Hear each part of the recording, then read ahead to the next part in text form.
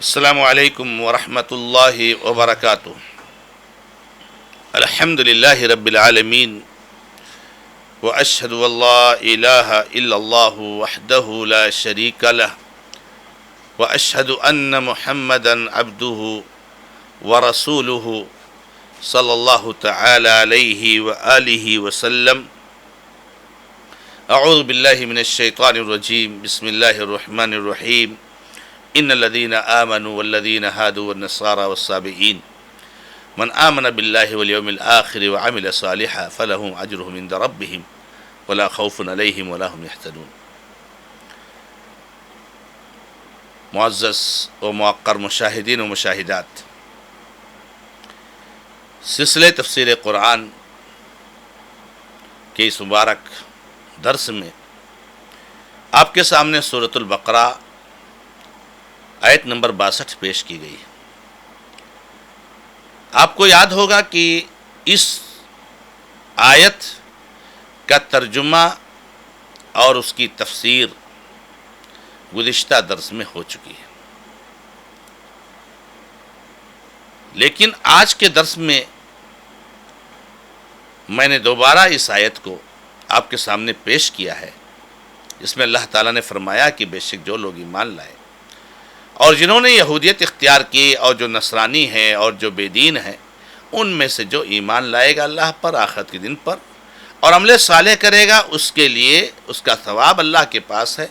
اس کو کوئی غم نہیں ہوگا، اس کو کوئی ڈر نہیں ہوگا۔ اس آیت مبارکہ کو صحیح نہ سمجھنے کی وجہ سے اور اس آیت مبارکہ کے سمجھنے میں سلف کا طریقہ نہ اختیار کرنے کی وجہ سے بہت بڑی خطرناک بات لوگوں نے کہی ہے، اور بہت ہی زیادہ تباہ کن بعض لوگوں نے اس آیت کی بنیاد پر نظریہ رکھا ہے یا رکھتے ہیں، اور وہ نظریہ ہے وحدت ادیان کا۔ وہ نظریہ ہے وحدت ادیان کا۔ وحدت ادیان کا مطلب کہ یہودی، عیسائی، اسلام، یہ سب ایک ہی مذہب ہے۔ کوئی بھی بندہ چاہے یہودی مذہب پر چلے، چاہے عیسائی مذہب پر چلے، چاہے اسلام پر چلے، یہ سب کے سب کامیاب ہونے والے ہیں۔ اس لیے اللہ نے کہا نا کہ ان الذین آمنوا والذین ہادوا والنصارى، تو یہ سب کے سب ایک ہی مذہب ہے۔ کسی بھی مذہب کی آپ پیروی کریں، آپ کامیاب ہوں گے۔ میرے بھائیوں، اگر آپ غور کریں تو یہ بات اپنے آپ میں بہت جھوٹی بات ہے جو اس آیت کریمہ سے واضح ہے کہ اللہ تعالیٰ نے سارے لوگوں کا تذکرہ کر کے یہ بات واضح کر دی کہ ان میں سے جو ایمان لائیں گے اللہ پر، آخرت کے دن پر، عمل صالح کریں گے۔ پھر یہاں پر کیسے رہ جاتا ہے کہ کسی بھی مذہب پر کوئی چل رہا ہے تو وہ کامیاب ہونے والا ہے؟ میرے بھائیوں، اس آیت کے شان نزول اور سبب نزول کے بارے میں جو بعض مروی روایتیں ہیں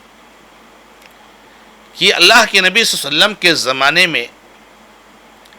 بعض صحابہ کو، جن کے آبا و اجداد نصرانی تھے یا یہودی تھے،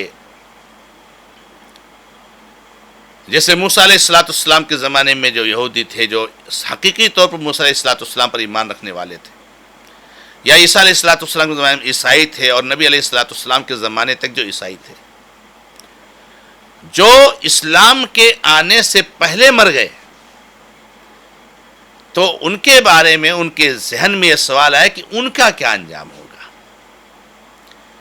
یا اسی طریقے سے جب اللہ تعالیٰ نے یہودیوں کے بارے میں گزشتہ آیات میں بہت ساری باتیں بیان کی کہ تم نے ایسا کیا، تم نے ویسا کیا، تم نے ویسا کیا، کتنی اللہ کی نعمتوں کی ناشکری کی، کتنی بغاوت کی، کتنی نافرمانیاں کی، تو ذہن میں سوال ہوتا ہے کہ ان کے لیے کامیابی کا راستہ کوئی ہے یا نہیں ہے؟ جو لوگ ان کی نسلیں ہیں، اور ان کے بعد ایک بعد دیگرے جو ان کے منہج پر چلتے ہوئے اور ان کے دین اور عقیدے پر چلتے ہوئے آ رہے ہیں، ان کے لیے کوئی کامیابی کا راستہ ہے یا نہیں؟ تو اللہ تعالیٰ نے اس سے دونوں چیز کا جواب دے دیا کہ دیکھو، جو موسیٰ علیہ السلام کے زمانے میں اور اس کے بعد عیسیٰ علیہ السلام کے زمانے میں، اس کے بعد جو یہودی مذہب کے سچے پیروکار تھے یا عیسائی مذہب کے سچے پیروکار تھے، اسلام کے آنے سے پہلے انہوں نے اللہ اور آخرت کے دن پر ایمان رکھا تھا، عمل صالح کیا تھا، تو کامیاب ہونے والے ہیں، وہ تو کامیاب ہونے والے ہیں۔ اور اسی طرح سے یہ جو یہودیوں کی نسلیں ہیں، یہ جو ہے کیا نام ہے، ان لوگوں کی نسلیں ہیں یا ان کے منہج اور عقیدے پر چلنے والے لوگ ہیں جنہوں نے اللہ کی نعمتوں کی ناشکری کی، انبیاء کو قتل کیا، نافرمانی کی، حد درمی کی، ان کے لیے بھی دروازہ ہے توبہ کا کھلا ہوا ہے، کامیابی کا دروازہ ہے۔ اور وہ دروازہ کیا ہے کہ وہ آئیں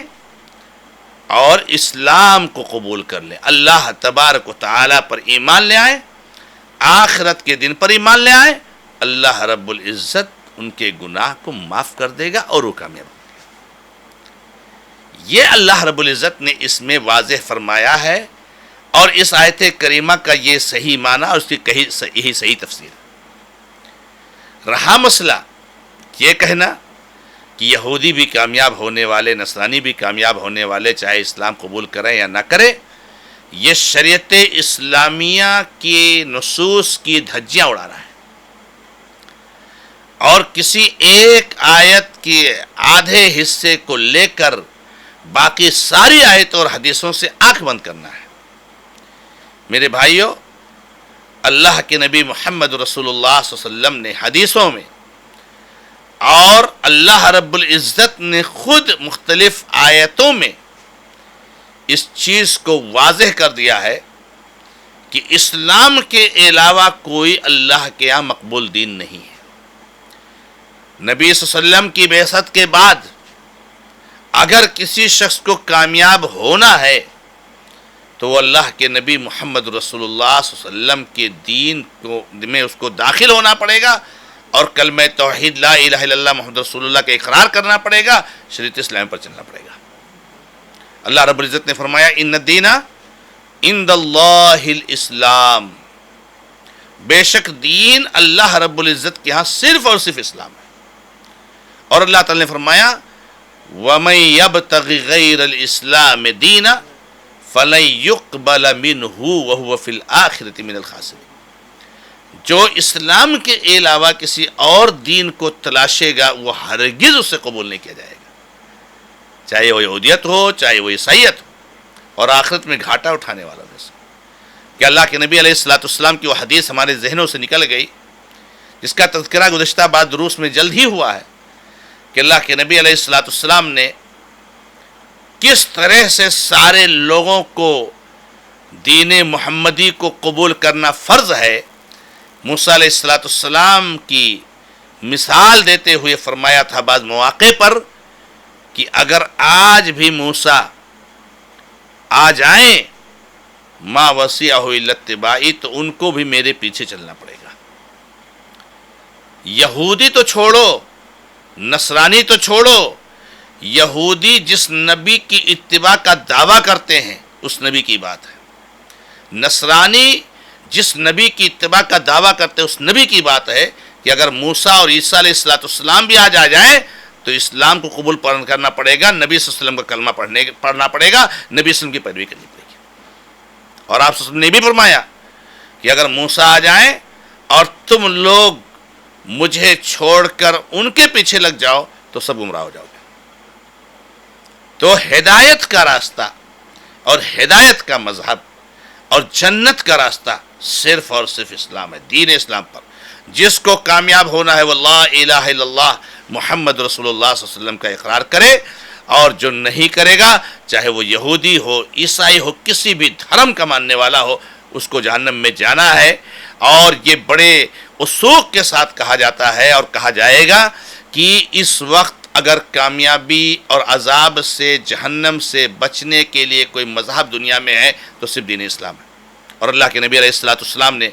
بخاری کی حدیث میں بڑی وضاحت اور صراحت کے ساتھ بیان فرما دیا ہے، شاید بات اس سے مزید واضح ہو جائے اور ایسے لوگوں کا نظریہ صحیح ہو جائے اور ان کو راہ راست مل جائے، اللہ ان کو ہدایت نصیب فرمائے کہ نبی صلی اللہ علیہ وسلم فرماتے ہیں والذی نفسی بیدہ، اس ذات کی قسم جس کے ہاتھ میری جان ہے، لا يسمع بی احد من یہودی ولا نصرانی، یعنی کوئی بھی یہودی، کوئی بھی نصرانی جو میرے بارے میں سنتا ہے، میری نبوت اور رسالت کے بارے میں سنتا ہے اور پھر وہ مر جاتا ہے اس حال میں کہ مجھ پر ایمان نہیں لاتا ہے، ثم یموت یوم یموت ولم یؤمن بالذی ارسلت بہ، مجھے جو دے کر بھیجا گیا ہے قرآن، جو اللہ کی کتاب ہے، اللہ کی طرف سے جو نازل کردہ حدیثیں ہیں، ان پر ایمان نہیں لاتا ہے، اللہ نے نبی صلی اللہ علیہ وسلم فرمایا کان من اصحاب النار، و جہنمیوں میں سے ہوگا۔ اس لیے وحدت ادیان کا تصور یہ گمراہی ہے، وحدت ادیان کا تصور یہ ضلالت ہے، اس کا اسلام سے کوئی تعلق نہیں ہے۔ دین صرف واحد ہے، ایک ہے، تنہا ہے، اور جنت کا راستہ ایک ہے اور وہ دین اسلام ہے، اور سارے کے سارے گمراہی ہیں اور سارے کے سارے جہنم کے راستے ہیں مذہب اسلام کے علاوہ۔ اس لیے ہمیں اور آپ کو اپنے نظریہ کو صحیح کرنا چاہیے اور اپنے عقیدے اور منہج اور نظریات اور سوچ کی حفاظت کرنی چاہیے۔ آج ایسے بہت سارے جہنم کی طرف بلانے والے دعات علی ابواب جہنم، جہنم کے دروازے پر بیٹھ کر کے، جیسا کہ نبی صلی اللہ علیہ وسلم فرما رہے ہیں کہ لوگوں کو بلا رہے ہیں اور ہر کوئی اپنی طرف لوگوں کو کھینچنے کی کوشش کر رہا ہے، نبی صلی اللہ علیہ وسلم فرمایا جو ان کی بات قبول کر لیں گے وہ جہنم میں ڈال دیں گے۔ اس لیے ہم اپنے سلف کے طریقے پر، صحابہ کے طریقے پر، اور جو ہے